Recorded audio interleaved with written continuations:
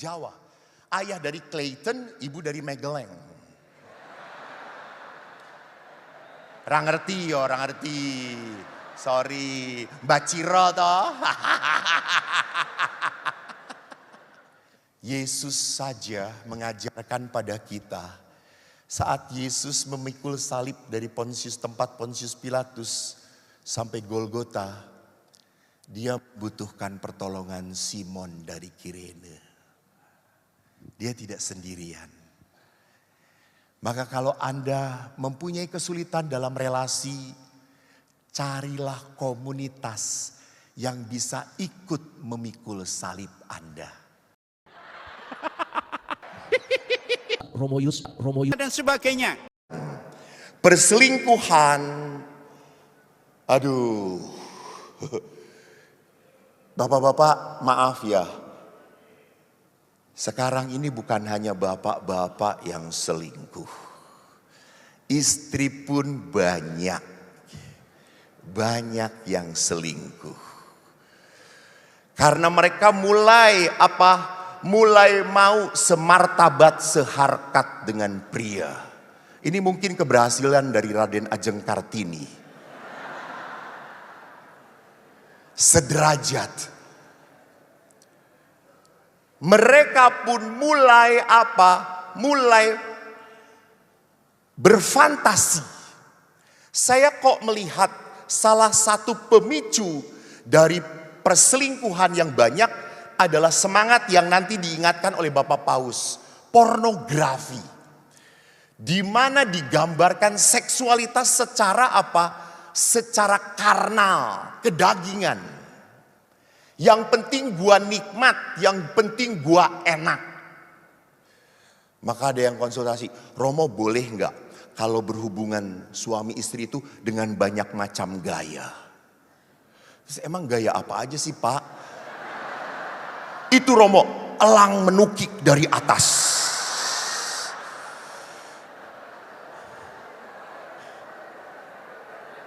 Kata saya tuh, Bapak ini banyak gaya, 5 detik aja udah keluar banyak gaya, kata saya itu. Romo kok ketawa ya?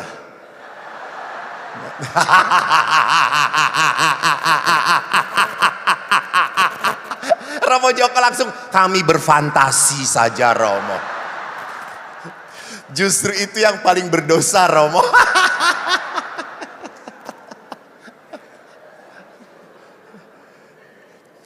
Jadi rupanya hubungan seksualitas yang tadinya agung dan mulia sudah terlalu dieksploitasi hanya menjadi sebuah kenikmatan.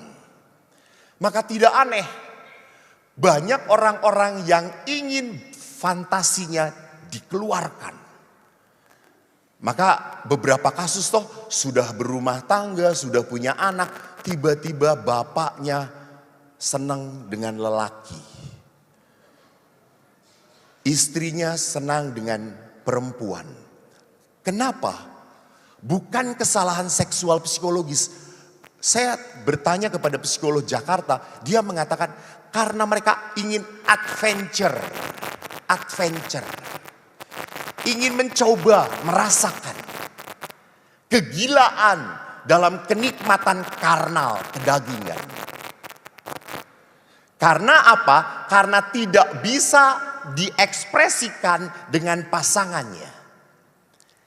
Dan ini muncul karena apa? Ya karena hidangan-hidangan yang tidak jelas itu. KDRT, emosional. Menyedihkan memang. Orang sekarang sulit sekali menahan perasaan marah. Langsung bombardir. Ngomong, bledak, bleduk. Apapun yang mau saya omongin. Dulu hal pantang sekali bahwa suami istri fight di depan anak-anaknya. Sekarang tanpa rasa salah mereka berkelahi di depan anak-anaknya. Bahkan ada seorang ibu intensinya jelas. Saya berkelahi Romo di depan anak-anak supaya anak-anak tahu bapaknya itu seperti apa. Bapaknya ini keturunan Ucing Garong Romo. Gak pernah tahan ngelihat ikan asin. Padahal di rumah ada tenderloin yang soft Romo. Jadi lihat, maka kalau akhirnya saya 25 tahun bekerja di rumah retret dan sekarang kembali ke rumah retret, tak bisa dipungkiri. Kalau anak-anak itu berdoa lalu mereka di depan arca patung Yesus ataupun Bunda Maria, 70% anak-anak berkata, Tuhan rukunkan papa mama. Aku sedih kalau ayah ibu berkelahi. Kalau cerai aku ikut siapa Tuhan? Jadi lihat di sini bahwa anak-anak sudah harus melihat realita yang sebetulnya belum pas untuk mereka. Finansial, intervensi mertua, tidak menjalankan kewajiban sebagai pasangan suami istri, komunikasi yang buruk, judi, minum, main perempuan. Ini semua adalah masalah yang makin lama makin membesar. Bukan makin menghilang, makin menggila yang ada. Kasus kemarin yang saya hadapin, seorang ibu menikah dengan suami dan rupanya keluarga suami ini menutupi anaknya. Actually anaknya ini penjudi dan peminum tukang main wanita. Ditutup-tutupi, pinter. Lalu setelah menikah dengan ibu ini yang notabene pekerja hebat, kerja keras. Akhirnya apa? Meledak semua itu keluar. Kan saya selalu mengatakan pacaran itu iklan, promosi. Lu akan dapat aslinya nanti setelah menikah. Dan betul meledak suaminya ini, betul keluar judinya, main perempuannya, minumnya. Si ibu ini sebagai seorang Katolik yang amat baik, saleh, lebih saleh daripada para suster. Kenapa? Karena ibu ini tetap melayani suaminya. Sudah punya 3 anak. Hampir perkawinan menjelang 23 tahun. Dan ibu ini bahkan berkata kepada suaminya, Pah, udahlah. Kalau kamu gak bisa kerja, cari uang, udah di rumah aja. Aku yang kerja. Bahkan sorry to say, anak-anaknya pun mengatakan, Mah ngapain melihara papa yang kayak gitu. Udah gak apa-apa, kita gak punya papa. Dan ibunya tetap berkata, enggak. Dia papahmu, dia suamiku. Tapi apa yang terjadi setelah dia diberi begitu banyak kebaikan? Satu hari bapak ini loncat dari apartemen dan bunuh diri. Dia tidak tahan oleh kebaikan. Dia putus asa, kecewa dengan dirinya sendiri. Dan setelah putus asa jatuh, ibu-ibu, bapak-bapak, siapa yang paling menderita? Istrinya. Setelah 4 tahun, kemarin retret nangis waktu kami adorasi, nangis meledak ibu ini. Dan berkata, kenapa Romo, kenapa? Saya tuh sudah sayangi suami saya. Saya sudah baikin suami saya. Kok suami saya bunuh diri? Kenapa? Saya enggak ngerti. Dan saya yakin pasti sekarang suami saya ada di neraka Romo. Wow. Betapa baktinya dan cintanya dari ibu ini. Nah, kalau ini menjadi sebuah tantangan dalam hidup berelasi, apa dasar, apa yang memicu dari tantangan-tantangan ini. Next, Paus Fransiskus dalam Amoris Laetitia artikel 33, ini saya suka mengutip. Ketegangan yang timbul oleh sebuah budaya individualistis yang berlebihan pada harta milik dan kenikmatan. Jadi ini triggernya, ini pemicunya. Bahwa orang sekarang hanya memikirkan dirinya sendiri. Yang penting saya bahagia. Yang penting saya senang. Maka perkawinan sekarang terjadi kalau tidak bahagia, ngapain lu kawin? Ngapain lu nerusin? Lu kan hidup harus bahagia. Itu lihat. Dengan kalimat harus bahagia. Dan sebetulnya itu bukan tujuan perkawinan. Tujuan perkawinan tidak ada bahagia dari tiga-tiganya. Kebersamaan, kelahiran anak, dan pendidikan anak. Ora-ono kebahagiaan di situ. Kebahagiaan itu nilai tambah. Nilai tambah. Dari sebuah apa? Dari sebuah pengorbanan. Kemarin saya memberkati perkawinan, bapaknya nangis terus. Karena punya 3 anak perempuan, 2 anak sekolah di Australia, anak yang tinggal dengan dia menikah. Terus bapak itu menangis terus, lalu saya tanya, Pak, bapak menangis karena anak pergi dan sekarang nanti tinggal berdua dengan ibu ya, makin menderita ya.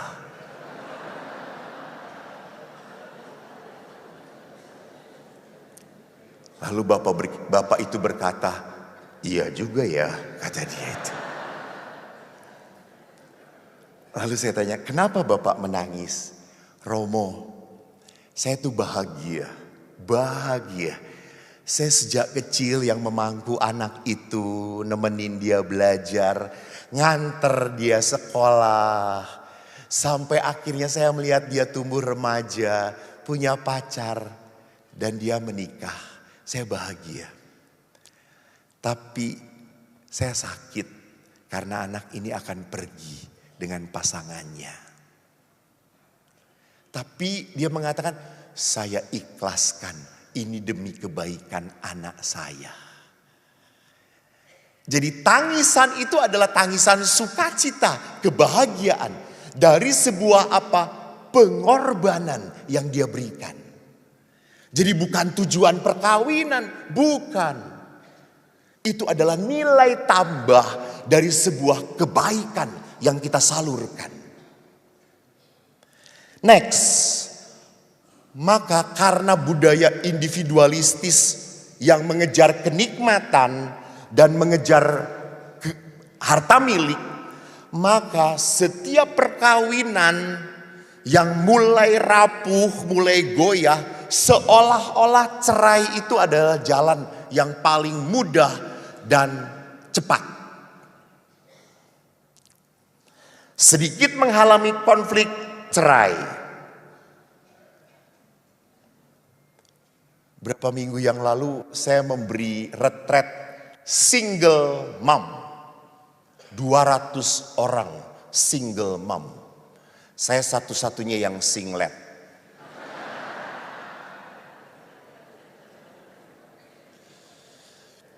Dan waktu saya lihat 200 orang, para Romo, Bapak Ibu yang terkasih, 40% memang sudah janda top. Sudah senior. Saya nggak berani mengatakan tua. Modar aku nanti kalau ngomong tua di sana. Senior. Tapi 60% itu masih muda. Masih muda. Mereka menjadi single mom. Dan pada saat saya misa terakhir, tiba-tiba kok hati saya gelisah. Bukan karena terpikat oleh salah seorang single mom, bukan. Bukan Romo Joko, bukan Romo Joko. Saya sudah bertobat Romo. Kok saya tiba-tiba ingin ngomong kepada mereka. Saya ngomonglah pada saat setelah doa penutup, Sista, karena mereka memanggil satu sama lain kan Sista gitu ya. Mboh, apa artinya? Sister, jadi Sista gitu ya. Lalu saya bilang, Sista, kok saya ada sesuatu yang saya nggak enak di hati saya. Kalau saya pulang saya belum nyaman, belum damai. Boleh saya ungkapkan? Boleh Romo. Ya, baik. Kita rekoleksi, kita bicara tentang pengampunan, kita berbicara tentang kepahitan, kita berbicara tentang kasih Tuhan. Saya kok merasa bahwa di sini ada beberapa yang menjadi single mom bukan untuk selama-lamanya. Saya kok merasa Anda harus kembali memperbaiki relasi Anda, kembali kepada pasangan Anda. Mungkin Anda tidak mau, mungkin Anda udah enggak mau ngelihat wajahnya. Tetapi anak-anak Anda butuh dia. Maka para ibu, maaf, saya beri percikan ya, supaya Anda dilembutkan oleh Tuhan. Saudaraku, apa yang terjadi saat saya percikan? 60% itu nangis semua. Karena apa? Romo pulang retret baru kali ini saya berbeban. Kenapa Bu berbeban? Karena Romo ngomong saya harus memperbaiki relasi lagi dengan pasangan saya. Itu yang paling berat Romo. Itu yang paling saya tidak mau. Jadi hati-hati. Kuasa jahat itu mudah sekali meruntuhkan, meluluhkan, dan membuat kita, bahasa Yesus, tegar, keras hati. Kalau udah keras hati, tegar, it mean apa? Deadlock. You, me, and. Itu beberapa umat dengan pastor parokinya. You, pastor, me, and.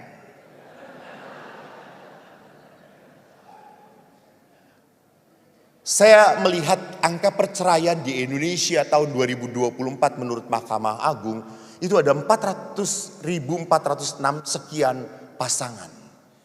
Dan saya yakin dari situ cukup banyak yang Katolik.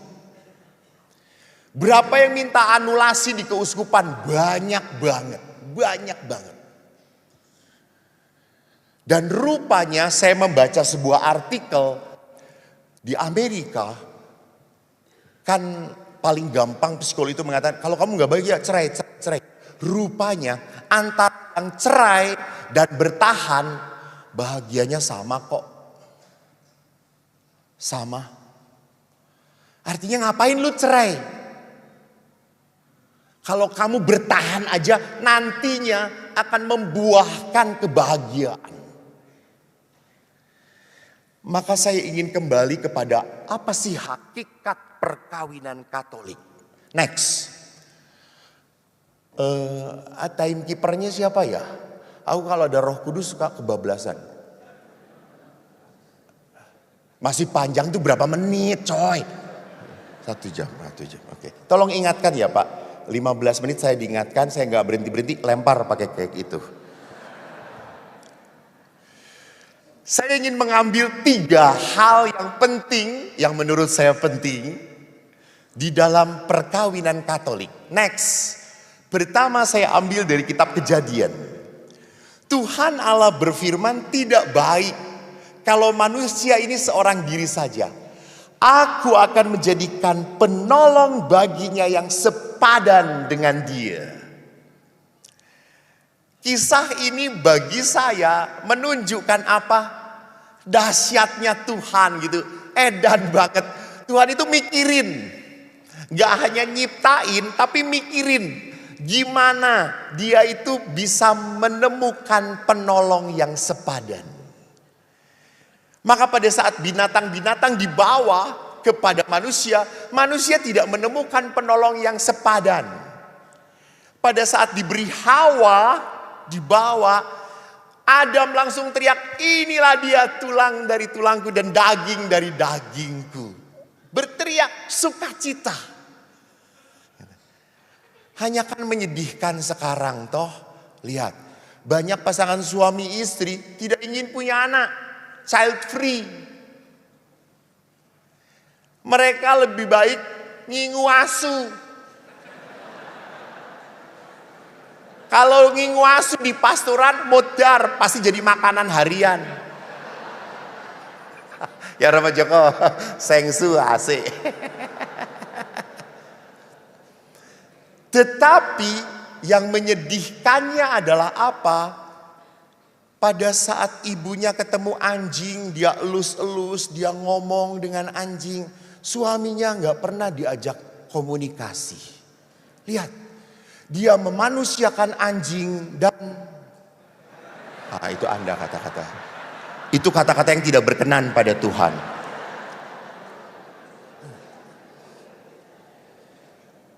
Mereka lebih lupa siapa pet, siapa peliharaan, dan siapa pasanganku. Siapa pasanganku? Mana yang menjadi karunia dari Tuhan? Sampai beberapa tuh laporan pada saya, Romo, anjing saya ini kena kanker. Sudah saya operasikan 20 juta mahal. Ya Allah, kata saya itu. Mbok keke aku. Keke Romo Joko siap ya Romo. Asune dibeleh, duitnya kanggo gak bangun gereja. Ayo masuk surga atau kalau begitu. Jadi lihat, Allah memikirkan bahwa apa? Pasangan itu adalah berkat karunia. Kemarin saya di Bekasi memberikan seminar tentang jodoh di tangan Tuhan atau jodoh di tanganku. Lalu beberapa minta doa, Romo doakan Romo supaya saya dapat jodoh Romo gitu. Saya doakan, malah banyak. Terus saya, kenapa kamu percaya dengan doa saya? Wong saya aja doa gak pernah dapat jodoh, kata saya itu. Lalu ada beberapa yang sudah usia 30 perempuan, Romo saya sudah tulis sale gitu ya. Beli satu dapat satu gratis satu gitu ya. Apalagi yang satu ngomong, Romo jangan-jangan Tuhan lupa ya membuat tulang rusuk bagiku gitu ya. Ya udah nanti dapat tulang dari Medan, kata saya itu. Bapak Ibu, dalam kitab Kejadian pun dikatakan wanita adalah penolong yang sepadan dan gift pemberian dari Tuhan, anugerah dari Tuhan. Yang kedua, dalam Injil Matius, ini saya selalu menekankan hanya Yesus yang ngomong ini. Hanya Yesus yang ngomong ini. Mereka bukan lagi dua melainkan satu.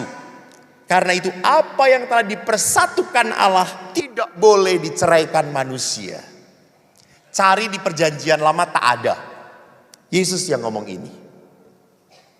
Maka perkawinan Katolik itu diikat oleh dua hukum. Hukum sipil dan hukum ilahi. Hukum sipil memperbolehkan cerai. Tapi hukum ilahi tidak.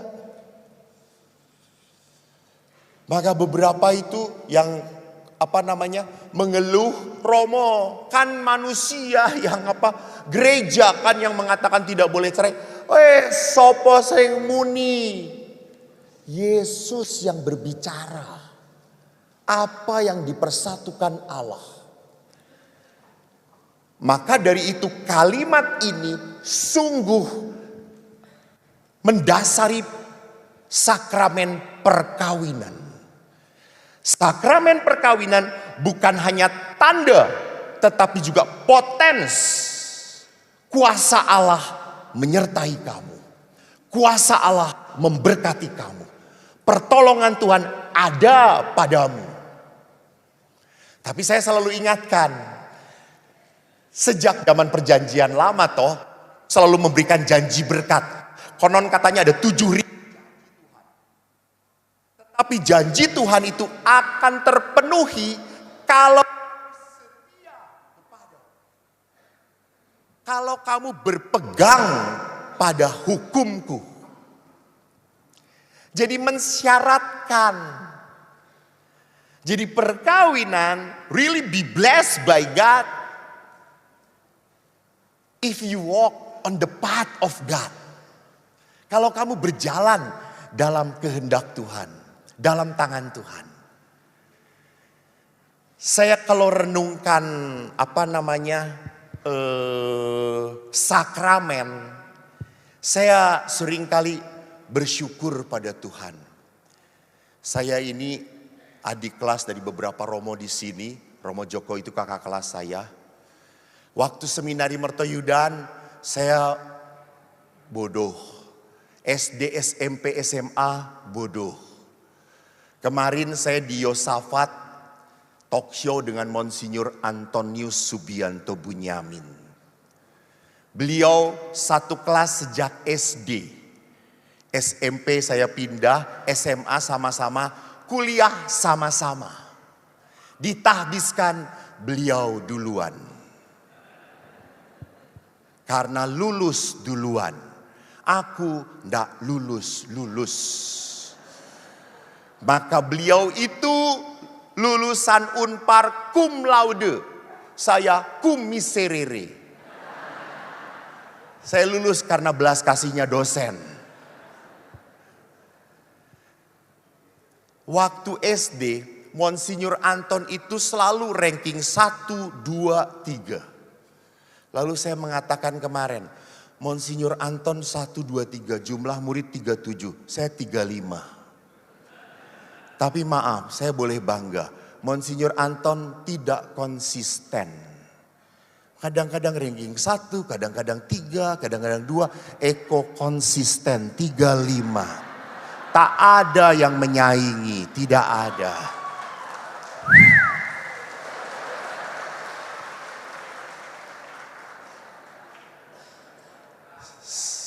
Ya banggalah.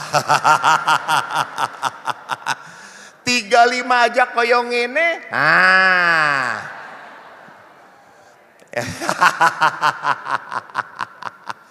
Namun apa ini? Oh ini mic-nya sama dengan Monsinyur Anton, tidak konsisten.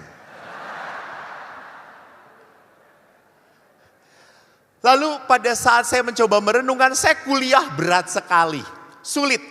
Dan waktu selesai kuliah di Unpar, pimpinan mengatakan, mau sekolah lagi kok. Cukup. Bendera putih aku kibarkan. Cukup. Karena saya menolak sekolah lagi, saya dimasukkan ke rumah retret Pratista. Tak pikir meng 5 tahun, 6 tahun, 25 tahun coy. Ya Allah. Saya lalu ngicipin paroki, 2 paroki di tebing tinggi di Helena. Dikembalikan ke Pratista lagi. Ya betul, konsisten. Asem tenani. Iya. Lalu saya tuh ditanya sama romo-romo lain. Kok kamu punya masalah ya di paroki sampai kembali lagi ke Pratista? Oh, saya enggak punya masalah. Yang punya masalah pimpinan dengan saya, kata saya. Tetapi setelah saya berkarya di rumah retret, tiba-tiba ada orang yang mengupload beberapa renungan saya, khotbah saya. Tiba-tiba mohon maaf ya para romo, saya menjadi tenar. Maaf.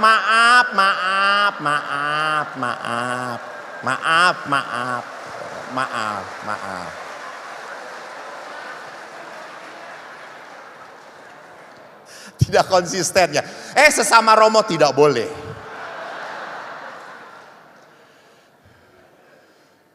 Dan tiba-tiba beberapa saja ketemu romo terima kasih. Beberapa renungan saya membuat saya akhirnya tidak jadi cerai.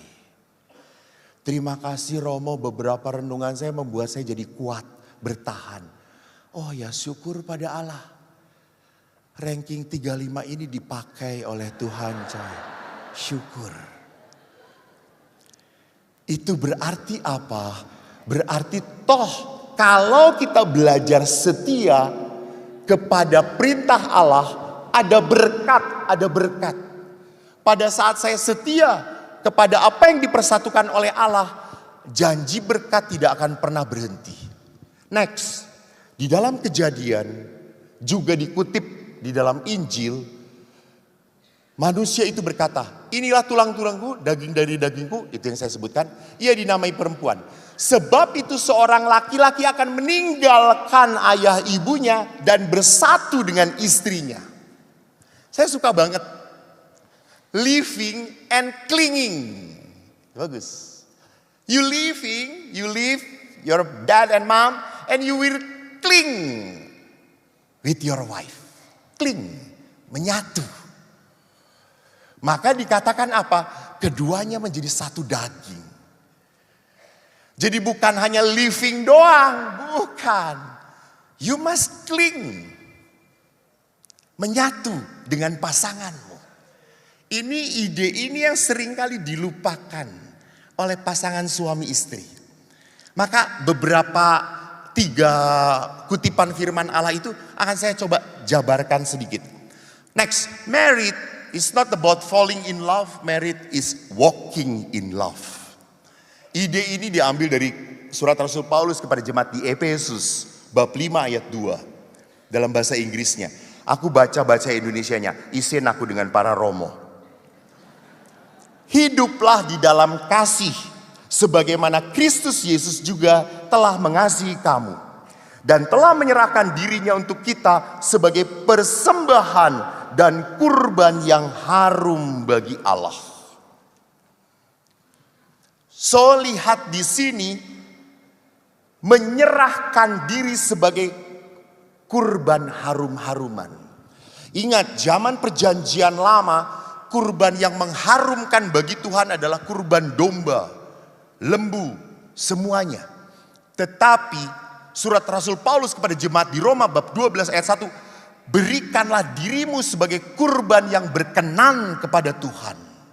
Hidupmu adalah kurban yang berkenan pada Tuhan. Cara hidupmu, the way of your life, the way of your marriage life, itu adalah kurban yang berkenan pada Tuhan. Maka perkawinan itu bukan falling, but walking. Next, kenapa di dalam falling in love tentu tidak sengaja. Orang jatuh itu kan gak pernah disengaja. Namanya jatuh itu kan kecelakaan. Namanya jatuh itu tidak punya tujuan. Orang jatuh aja begitu. Tetapi dalam walk in love tentu ada kesadaran, ada tujuan, dan ada usaha. Tujuannya apa dalam perkawinan? Saya berjalan bersama dia sampai hanya maut memisahkan kita. Sampai hanya maut memisahkan kita. Aku kering gak ada minum Aku mau berseru seperti Yesus. Aku haus. Oh ini ada. Iya. Kurang ajar panitia. Di sana box-boxan. Maka saya harus ke sono. Dasar ME lu.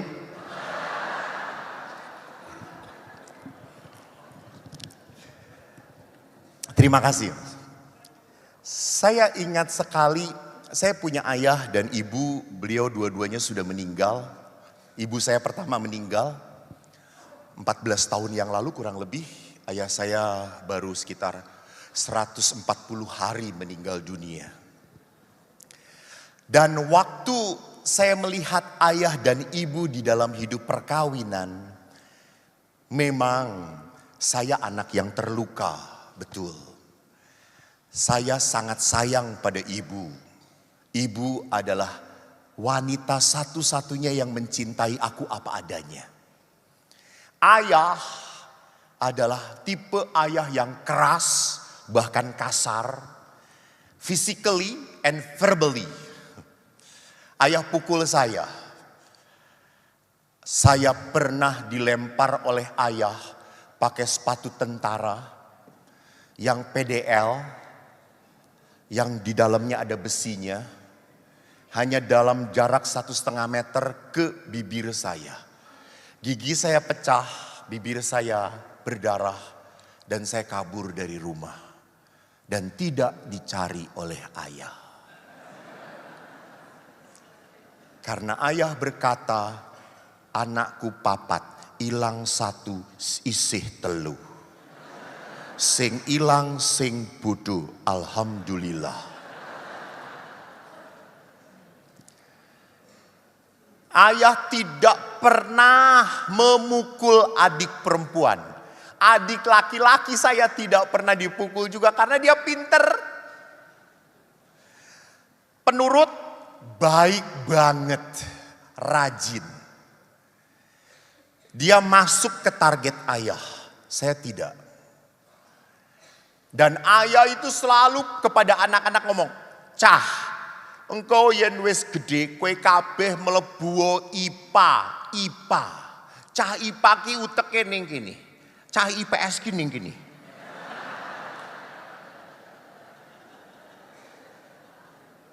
Dan karena keinginan ayah anak-anaknya masuk IPA, yang dihajar matematika kita. Setiap hari ayah mengajar matematika. Tapi kalau kepada saya beda. Bukan mengajar, menghajar. Karena adik saya itu kalau ditanya 3 tambah 3 langsung 6. 3 tambah 4, 7. 3 tambah 12, 15 langsung. Koki 3 tambah 7. 11, kampleng. Salah.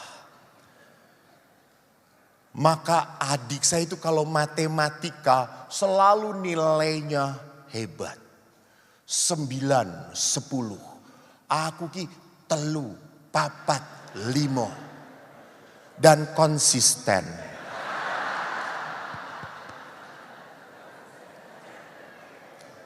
Mulane matematikanya abang. Tapi agama 9.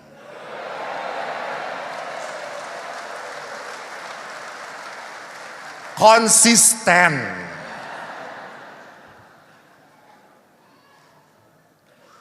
Lalu suatu hari adik saya itu begitu menjengkelkan karena kami sering kali kumpul sekeluarga. Lalu adik kan waktu dulu kan kalau ulangan harus ditandatangan orang tua toh. Lalu adik itu teriak-teriak dapat 9 dia. Wah 9. Kebetulan hari itu aku dapat 6. Tak angkat ulanganku. 6. Lalu bapak berkata, 6 aja bahagia. Terus saya, Pak, kalau 9 bahagia biasa aja. Kalau 6 bahagia itu cirinya anak beriman, Pak. Kata saya itu. Jadi saudaraku yang terkasih, lihat. Bahwa pada saat ayah ibu saya walk in love. Walaupun ayah keras, betul, sometimes I hate him, saya benci dia. Tapi ibu yang selalu ngingetin, kok kui bapakmu. Bahkan waktu saya dibodoh-bodoh oleh ayah, ibu saya merangkul saya. Dan ibu berkata apa? Rapopo, kok bodoh rapopo. Kudu ono sing bodoh, ben ono sing pinter. So sweet toh. That's my mom. Maka saya ngomong, Bu, kalau begitu Eko bodoh ndak apa-apa ya Bu. Lalu ibu, ya jangan selama-lamanya ya nak. Konsisten tadi ya jangan bodohnya gitu ya. Itu ibu. Ibu selalu mendekati. When I fail, you are my son. I am really attached with my mom. Dekat banget. Dan dengan ayah, saya punya jarak. Tidak terlalu dekat. Ibu tahu. Dan ibu selalu mengatakan, tuh bapakmu, kono mbek bapakmu. Itu ibu. tidak pernah mau menyingkirkan saya dengan ayah. Walaupun setelah saya jadi Romo, kan saya bebas. Saya sorry to say, saya kalau pergi ziarah, saya akan bawa oleh-oleh yang terbaik untuk ibu. Maaf. Saya pernah dapat hadiah dari umat 500 euro, saya berikan liontin untuk ibu saya, Bunda Maria. Karena ibu suka sekali Maria. Saya berikan, Bu, liontin, pirole, larang Bu, larang. Wape tenan yole. Lalu bapak dari belakang lihat, aku apa kok? Rosario Pak ya, Rosario.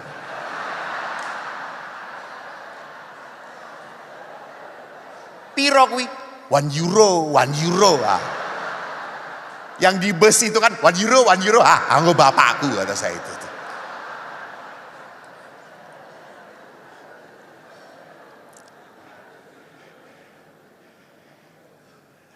Hanya sekali keselak, nuwun sewu Pak.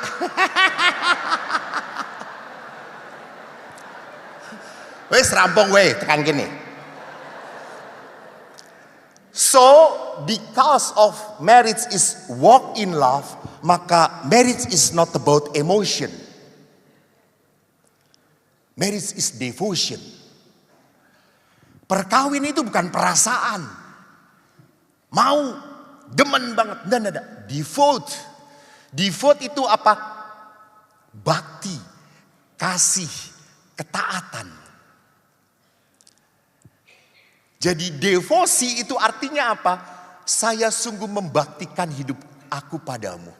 Maka Bapak Ibu ingat, mungkin janji perkawinan Anda sudah lupa. Para Romos ingat, karena sering mendengarkan. Hafal.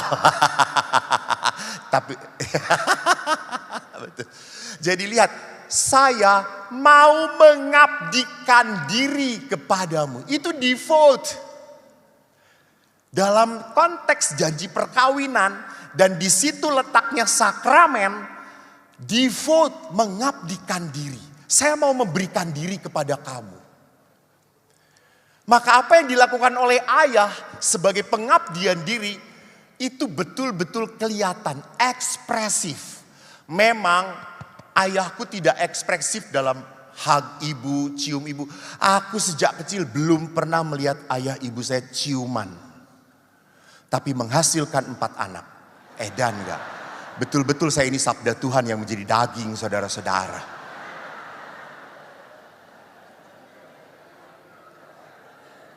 Saya jarang melihat mereka touching, hugging di depan kita. Karena ayah ibu saya Jawa Tulen, Jawa. Ayah dari Clayton, ibu dari Magelang. Orang ngerti ya, orang ngerti. Sorry, Mbak Ciro toh.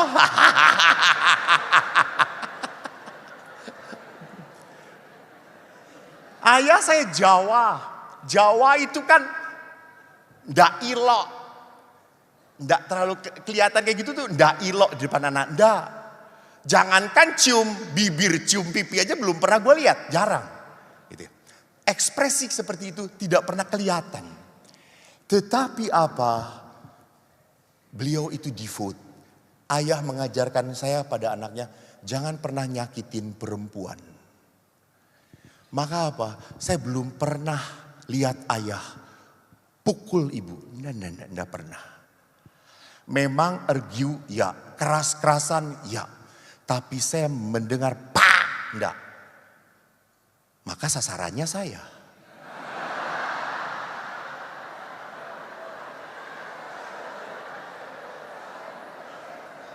Ya kan harus dibalikin gitu ya. Ke ibu cuma pak, ke si Eko pak, dor.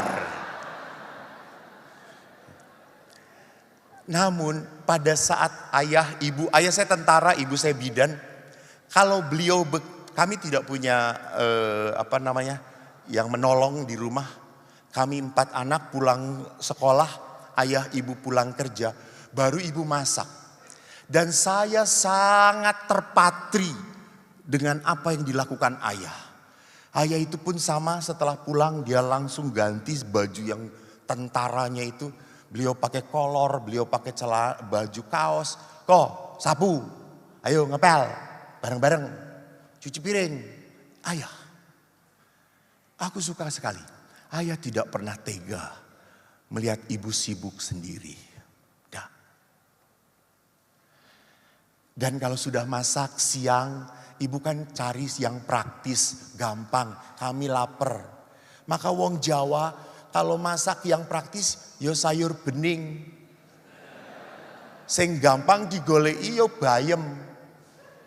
Mulane saiki aku asam urat.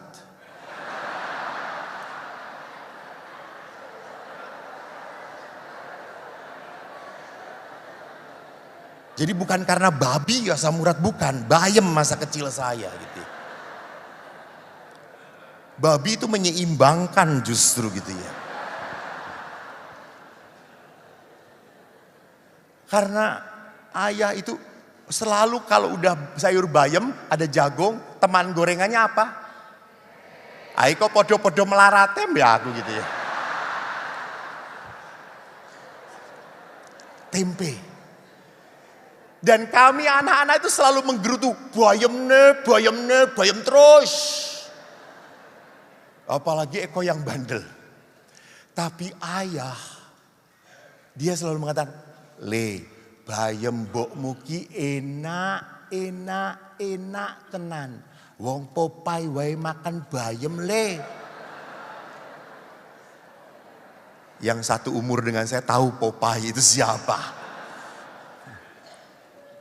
Jadi lihat apa yang sudah dikerjakan oleh ibu capek-capek, ayah yang he know how to appreciate, menghargai. Ini ibumu udah buat, mangan. Yo enak. Dan betul bagi ayah apa yang dibuatkan ibu enak. Dan kami pun akhirnya belajar menikmati. Sampai suatu saat pernah ibu masuk rumah sakit. Sakit demam berdarah. Bapak yang masak saudara-saudara. Kami kan kalau pagi nggak pernah dikasih duit toh. Selalu ibu ngasih makanan. 3 hari kami datang semua 4-4-nya ke rumah sakit. Bu sembuh lah bu, cepat sembuh bu. Bu sembuh. Kenapa tuh le? Bapak ki bu pagi-pagi buat nasi goreng. Nasinya sitik, garamnya banyak bu, kata saya itu tuh. Ibu ndak sembuh-sembuh 4 anak modar bu, kata saya itu tuh. Makanya sekarang saya darah tinggi. Gara-gara ibu sakit.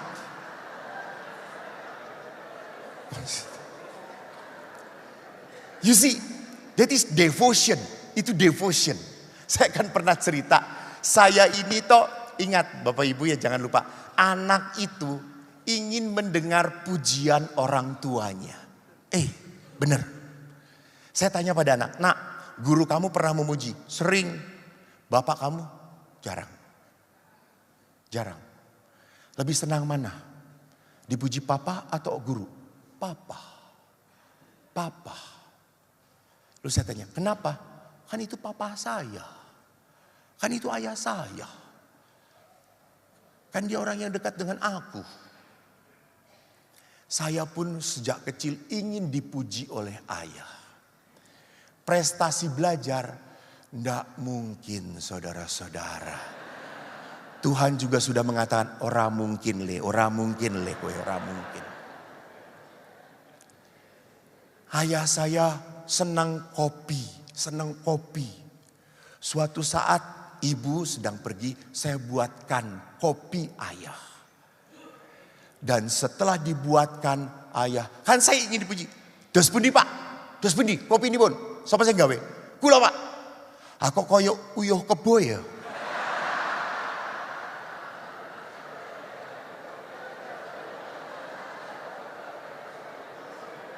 Oh maaf, yang tidak mengerti tolong lihat terjemahan di bawah ini. Oh ini tuh nasional ya Denas ya, sorry. Tolong pahami dengan bahasa roh saja. Dan ayah selalu mengatakan, kopi mbokmu ki sing paling enak. Kopi mbokmu. You see, that is devote. Sampai saya ngomong, Bu, Aku ingin buatkan kopi untuk ayah, gimana sih? Telu loro le. Napa-nipun Bu? Telu kopine loro gulone. Saya buat tetep ra enak. Sampai saya, Bu, kok bapak selalu mencela Bu, masih ndak enak. Lalu ibu berkata, kei udoh sedikit.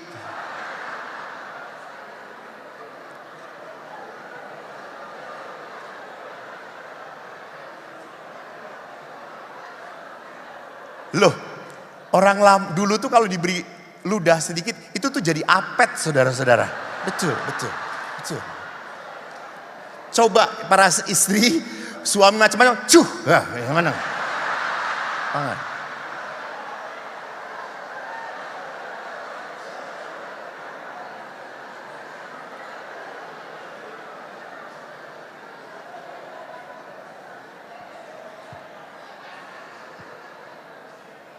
Loh, kan waktu kecil kalau kita kejedot tuh ya, kan sama ibu diapain? Nah, itu ta. Luka, Ibuku sudah meninggal, ke apotik cari ludah ibu udah nggak ada. Mujarab. Tetapi lihat di sini, devote. Dia apa? Menghargai apa yang istri lakukan. Dan ayah pun sangat devote pada ibu. Ibu saya itu setelah pensiun, ibu stroke dan lumpuh, tidak bisa apa-apa. Romo Haris dulu waktu itu juga beberapa kali datang mendoakan ibu saya. Dan Bapak Ibu tahu, yang mengurus ibu total ayah. Ibu bangun, dimandiin oleh ayah, dibedakin, berjemur, masak untuk makanan ibu, semua ayah. Bahkan karena melayani ibu, ayah mengurangi pelayanan-pelayanan di gereja. Ayah saya itu keren, prodiakon, tata tertib, lektor, kur, hanya belum ditahbiskan saja. Awang minggu itu bisa misa 4 kali ya, romonya aja cuma 2 kali. Bapak saya itu 4 kali hari minggu misa. Sampai ibu tuh berkata, mbok camping wae neng gereja.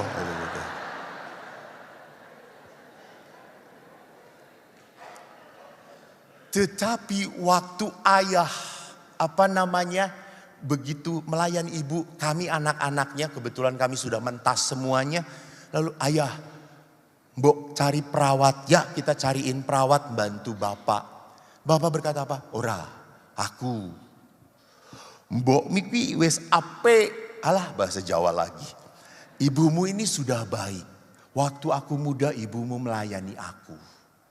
Kalau sekarang ibumu sakit, jatahku melayani ibumu. Devote. Bahkan akhirnya ayah karena mengangkat ibu, ayah kena HNP. Kena penjepitan. Saya yang nganter ke dokter. Waktu dokter memvonis bapak kena penjepitan. Bapak tidak boleh angkat-angkat lagi. Bapak saya nangis. Lalu saya ngomong, lanang nangis. Saya sudah jadi pastor waktu itu, I have power, you know. Lanang nangis, tentara ndelok peluru sarser nangis. Ora kuat toh Pak.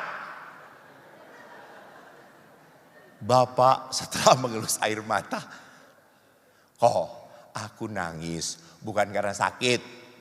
Terus, sopo sing gopong ibumu neh? Yen aku, siapa yang harus ngangkat ibumu? Kalau aku ndak boleh lagi. Wow, he think about his wife. He do not think about his pain. Dia memikirkan istriku nanti siapa. Itu devote. So, marriage is not about feeling. about willing the goodness of the other. Maka cinta, Thomas Aquinas pernah berkata apa? Cinta itu memberikan yang terbaik kepada yang disayangi. Berikan yang terbaik. Maka pada saat perkawinan adalah sebuah devotion, adalah sebuah keinginan untuk memberikan yang terbaik. Perjalanan perkawinan tidak pernah berhenti di tempat. Maka lihat next. Before married, feelings lead your decision. But after married, decision lead your feeling. Jadi Bapak Ibu ingat, kalau sudah tidak punya perasaan dengan pasanganmu, ora popo. Malah potret dengan Romo kesetrum, yo ora popo. Masalahnya adalah apakah saya masih punya perasaan sayang? Pastor, rasa cinta saya tinggal 10%, 5%, bahkan kandas 0%. It's okay. But you are the one who decide to marry him. Anda yang sudah memutuskan untuk menikah dengan dia. Sudah. Jalani.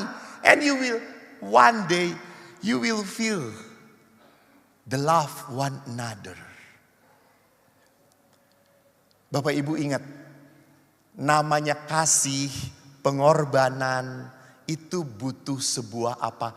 Sebuah kemauan untuk lebih baik. Untuk melakukan itu keutamaan. Kalau keutamaan itu ya harus latihan. Maka ada latihan Ignatian, ada latihan Crosier. Untuk apa? Mati raga. Itu latihan rohani.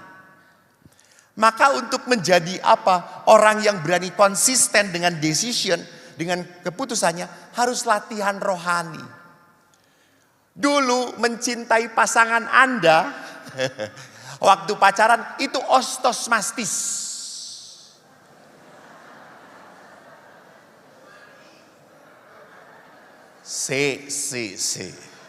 Setelah Anda osteoporosis, setelah Anda menjadi tua, mencintai pasangan tuh memang harus dipaksakan. Betul. Tidak akan muncul begitu saja. Enggak.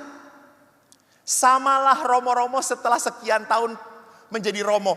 Apakah pelayanan itu mengalir mudah, gampang? Pret. Waktu kita ditahbiskan, lari neng dindi rapopo. Demi Yesus pro patria et ecclesia. Nah, ini mah udah gak ada wajah-wajah kayak gitu lagi ini mah. Setelah kita lama tahbisan pun, akhirnya apa? Kita pun mengalami kebosanan, kejenuhan. Kita harus memaksakan diri untuk tetap konsisten dalam pelayanan. Betul. Maaf ya Bu, Pak, maaf. Boleh kan jujur? Nah, kalau saya boleh memilih, apakah memberi rekoleksi di depan Pak Sutri ini atau duduk tenang hening di Pratista yang dingin? Pasti saya lebih tenang duduk di Pratista daripada menghadapi romo-romo yang seperti ini.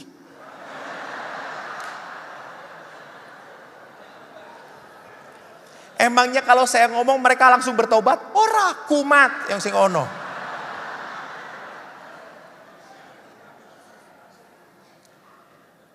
Jadi Bapak Ibu, untuk menggembalikan kehangatan perkawinan memang butuh disiplin, memaksakan diri. Lihat saja toh, beberapa waktu saya tanya survei. Nah, kan ke anak-anak, mana yang paling menyenangkan di dalam Ekaristi? Langsung anak-anak, berkat penutup. Karena misalnya selesai.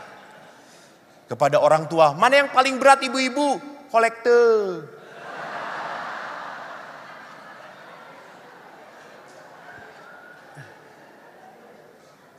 $15, thank you. Karena saya khotbah seheboh apapun tetap kolektenya 20.000 coy. Dan harus memaksakan diri untuk banyak itu, ya betul. Untuk menjadi sebuah pribadi yang berbelas kasih, punya keutamaan, kita harus memaksakan diri. So kalau Yesus tadi berkata, apa yang dipersatukan Allah tidak boleh diceraikan manusia. Next, marriage in Catholic view itu adalah triangle antara suami, istri, dan Allah. Not about husband and wife, no. So if you close to God, you must close also to your spouse.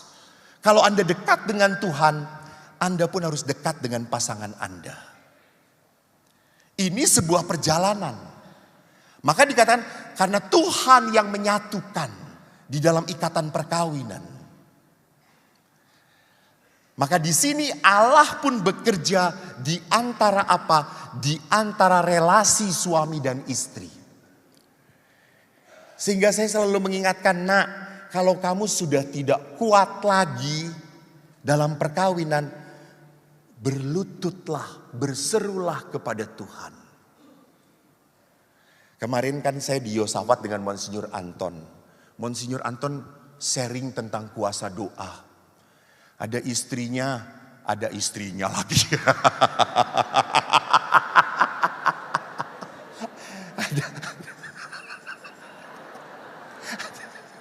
Bukan istrinya, maksudnya istrinya uskup ini bukan gitu. Ada seorang istri sharing, Monsinyur, saya punya pasangan selingkuh. Saya maafkan selingkuh lagi. Saya maafkan ini sudah kelima kali selingkuh. Sampai kapan saya memaafkan?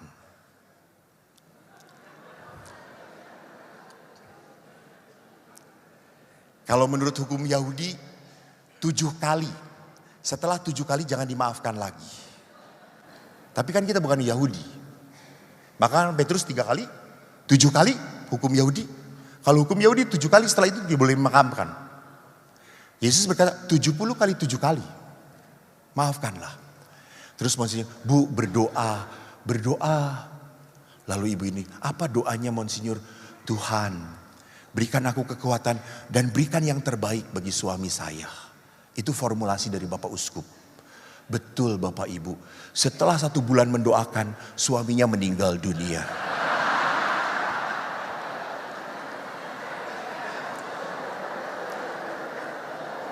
Silahkan lakukan formulasi itu dari Monsinyur Antonius Subianto Bunyamin.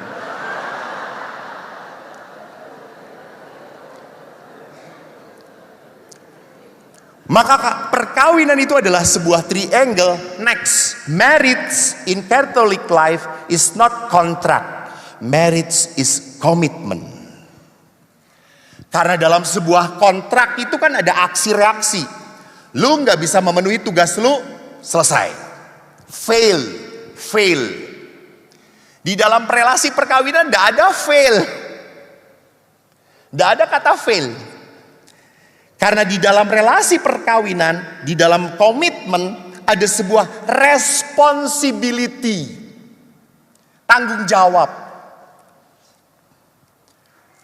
Ya, percayalah bahwa it takes two to tango. Jadi kenapa suami kayak saya kayak gini? Ya karena istrinya kayak gitu. Kenapa Romo suami saya tuh kok jadi budak? Karena istrinya cerewet. Telinga itu kan ada kapasitas pendengaran gitu ya, berapa dB gitu toh. Istrinya ngejuit 24 jam konslet lah.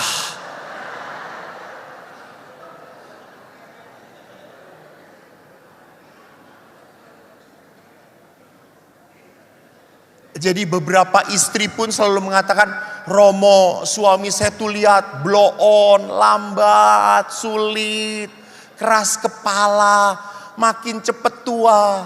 Saya selalu ingatkan ibu, suami jadi seperti itu karena menikah dengan ibu. Coba dengan artis, makin muda dia. Lihat, ada sebuah resiprok Clara yang selalu gayung bersambut. Itu responsibility. Saya harus sadar kenapa seperti itu. Maaf ya, saya selalu mengatakan juga para istri, ingat. Salah satu yang harus diberikan kepada suami adalah apa? Hubungan seksualitas. Mungkin para istri sudah marah, ngambek, karena merasa diperalat oleh suaminya. Akhirnya, wes orang ngono-ngono neh, wes anak telu, cukup. Ada yang laporan pada saya, terus suaminya gimana dong Bu kalau kayak gitu? Suruh jadi romo saja ya. Nggak bisa, kita nggak terima barang second, kata saya itu nggak bisa. Wong saya ngerasakan wae koyo ngene apa neseng second, kata saya itu. Hati-hati Bu, pada saat Anda tidak mau lagi mengungkapkan hubungan seksual pada suami, maaf, itu membuka godaan suami untuk mencari.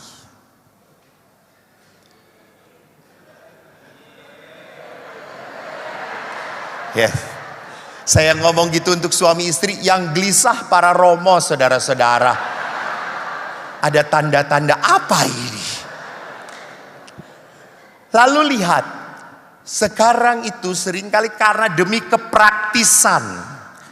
Suami pegang uang sendiri, istri pegang uang sendiri, terserah, tidak perlu tahu-tahu macam-macam. Yang penting kamu membiayai aku. Itu membuka kepada kehancuran.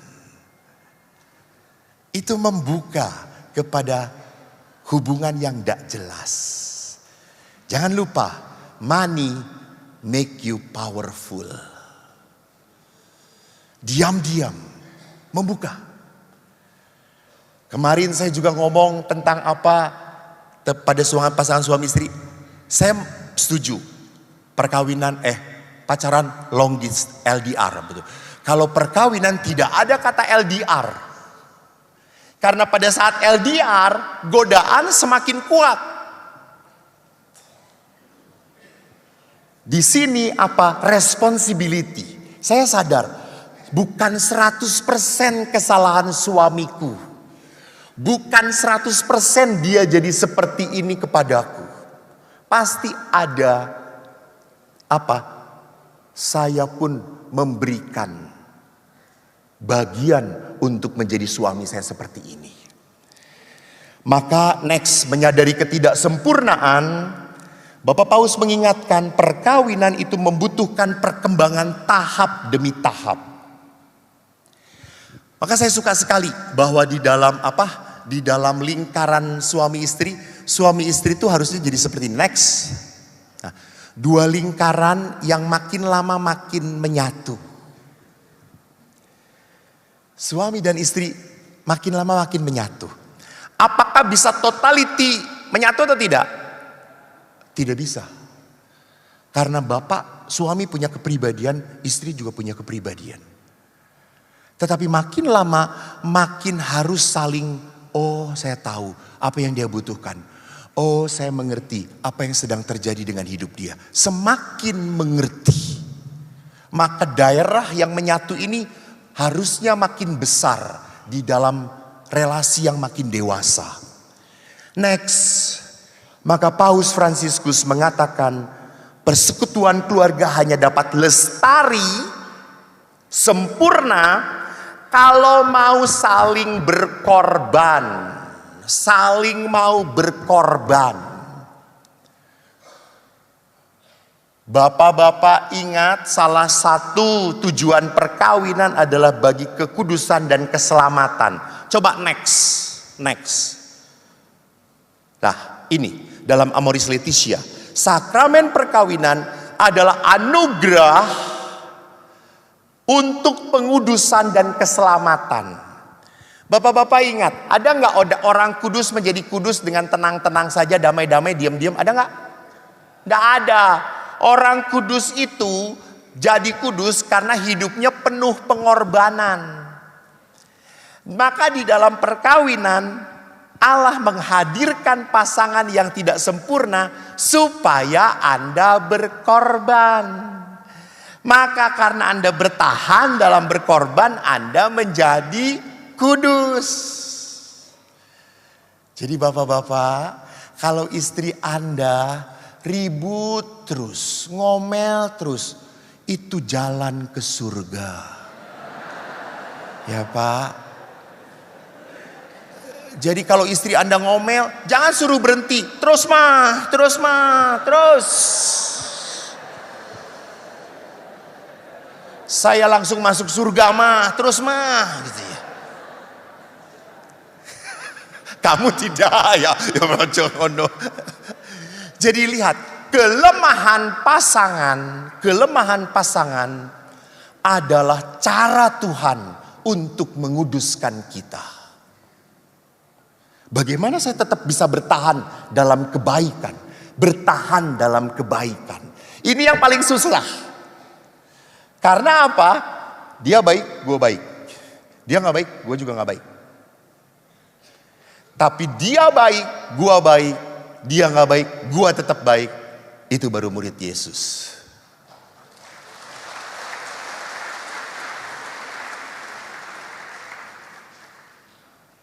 Saya kalau kemana-mana selalu saya cerita bawa oleh-oleh untuk teman saya. Ini bukan tanda untuk panitia saya belum punya oleh-oleh. Bukan. Tapi kalau Anda peka ya syukur pada Allah. Saya selalu bawa oleh-oleh untuk teman-teman saya. Saya mau menyenangkan teman-temanku yang di Pratista. Panitia ada 10 pastor di sana. Sekali lagi ini bukan nyindir-nyindir. Enggak, saya enggak pernah nyindir. Hanya mengingatkan.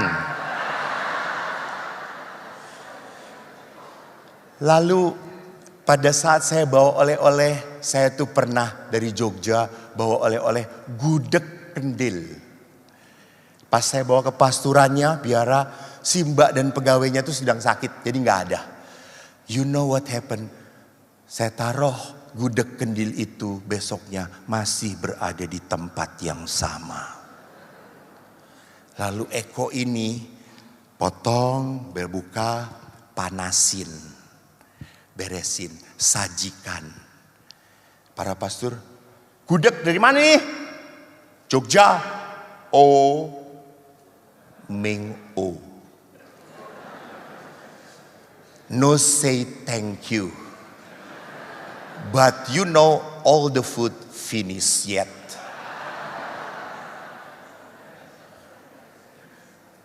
Apakah Eko kapok bawa oleh-oleh? Apakah Eko sakit hati? Iya, emangnya gue malaikat. Saya pastor tapi bukan malaikat coy. Saya juga kalau berbuat baik, mbok terima kasih, mbok say thank you, mbok nerimo ke gitu ya. Tapi ya sudah, nama-namanya juga komunitas laki. Beda dengan suster, coba suster kasih buah, aduh Romo buahnya bagus banget, enak, sampai ke kulit-kulitnya enak, Romo enak. Nanti Romo saya doakan ya Romo, itu susteran. Romo itu flat semuanya.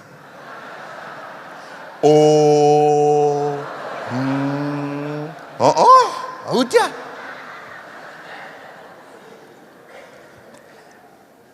Justru berbahagia hidup dengan Romo-Romo sulit. Ya Romo ya, itu cara Tuhan menguduskan Anda. Atau jangan-jangan Anda yang Romo sulitnya. Itu cilaka kalau gitu. How many minutes? 5 minutes, oke.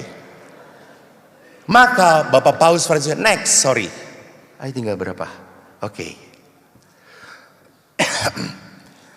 Nasihat Fransiskus Bapak Paus meningkatkan komunikasi yang lebih pribadi antara pasangan suami istri, membantu memanusiakan seluruh hidup bersama keluarga. Saya kok yakin semua orang juga mengatakan relationship without communication that is omdo, bohong. Namanya relasi itu ya harus komunikasi. Kita juga tahulah suami istri komunikasi penting, komunikasi penting, komunikasi penting. Sampai bunting aja nggak jadi komunikasi.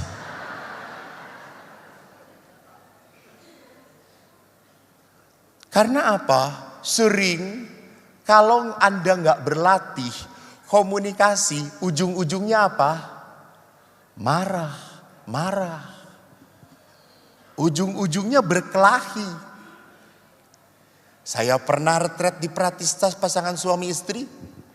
Lalu saya mengatakan, Bapak Ibu tolong ya jalan berdua meneng, silent. Ojo muni-muni. Jalan berdua. Mereka berjalan berdua keluar kapel masih tenang saudara-saudara. Pas ke taman namanya perempuan. Itu kan gak tahan loh. Lalu dia jalan dengan suaminya. Dari Pratista tuh ada bebek, ada ayam, ada burung kakak tua. Lalu dia lihat bebeknya. Papa lihat bebeknya lucu. Suaminya juga aneh. Dia mengatakan, iya gendut kayak kamu gitu. Ributlah mereka.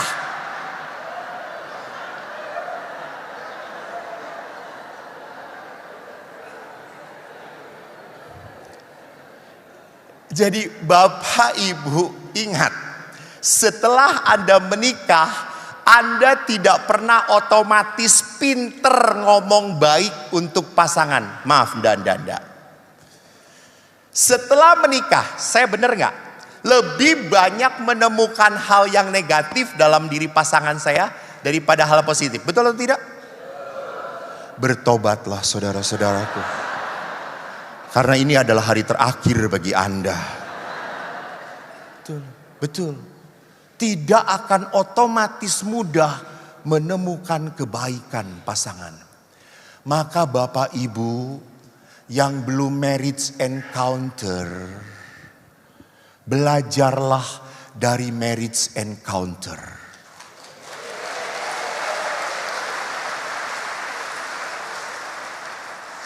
Saya promo supaya amplopnya tambah.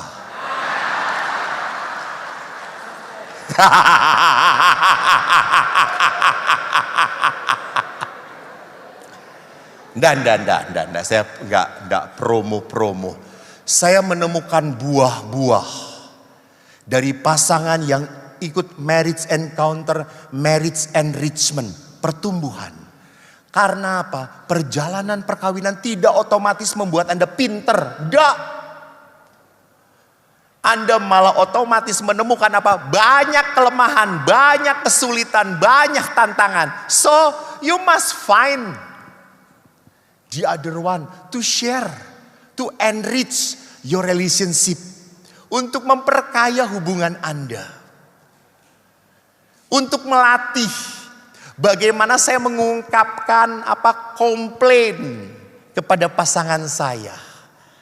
Tapi tidak menyakitkan. Belajar. Para romo juga pada saat setelah pelayanan harus lagi merefleksikan dan belajar dari hidupnya lewat retret pribadi. Retret. Oleh karena itu Bapak Ibu yang terkasih, Yesus saja mengajarkan pada kita saat Yesus memikul salib dari tempat Pontius Pilatus sampai Golgota, dia butuhkan pertolongan Simon dari Kirene. Dia tidak sendirian. Maka kalau Anda mempunyai kesulitan dalam relasi, carilah komunitas yang bisa ikut memikul salib Anda. Tuhan memberkati. Terima kasih. Kita berikan tepuk tangan meriah untuk Romo Eko Wahyu OSC.